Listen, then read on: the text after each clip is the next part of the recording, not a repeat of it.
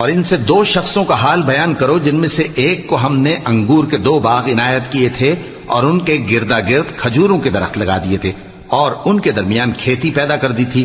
دونوں باغ کثرت سے پھل لاتے اور اس کی پیداوار میں کسی طرح کی کمی نہ ہوتی اور دونوں میں ہم نے ایک نہر بھی جاری کر رکھی تھی. اور اس طرح اس شخص کو ان کی پیداوار ملتی رہتی تھی.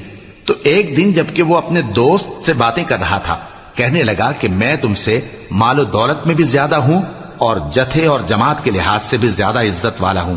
اور ایسی شیخیوں سے اپنے حق میں ظلم کرتا ہوا اپنے باغ میں داخل ہوا. کہنے لگا کہ میں نہیں خیال کرتا کہ یہ باغ کبھی تباہ ہو اور نہ خیال کرتا ہوں کہ قیامت برپا ہو، اور اگر میں اپنے پروردگار کی طرف لوٹایا بھی جاؤں تو وہاں ضرور اس سے اچھی جگہ پاؤں گا.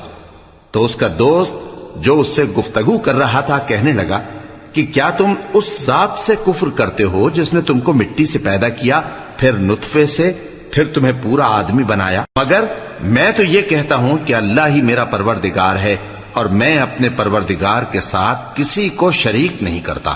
اور جب تم اپنے باغ میں داخل ہوئے تو تم نے ما شاء اللہ لا قوت الا باللہ کیوں نہ کہا؟